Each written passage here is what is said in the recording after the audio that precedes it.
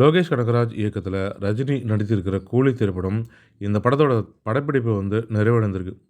இதன் மூலயமாக மற்ற பணிகளும் தற்போது மும்முரமாக நடந்துட்டு வருது.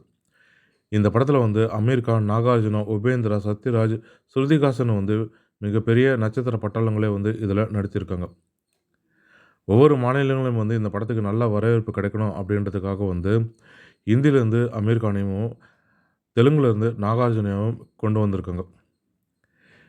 இதன் மூலயமாக இந்த படத்தோட பிஸ்னஸ் தற்பொழுது நடந்துட்டு வருது. அதனுடைய பணிகளுமே கிட்டத்தட்ட முடிவடைந்தும் இருக்குன்னு தகவல்களும் வெளியாகியிருக்கு.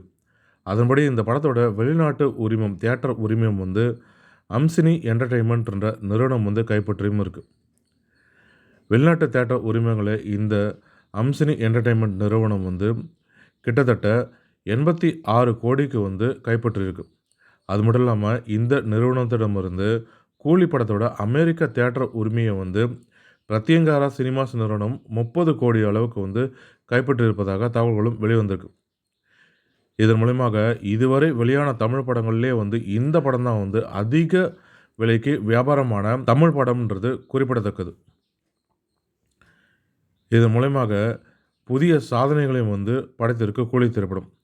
வெளிநாடுகளிலேயே அதிகமாக வியாபாரமான முதல் தமிழ் படம்ன்ற புதிய சாதனையும் இதன் மூலமாக கூலி திரைப்படம் படைத்திருக்கு.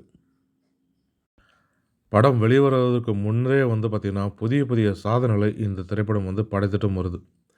மேலும் இதுபோல தமிழ் சினிமா தொடர்பான சுவாரஸ்யமான தகவல்களுக்கு ஆரன் தமிழ் சினிமா யூடியூப் சேனலை பார்க்கும். நன்றி, வணக்கம்.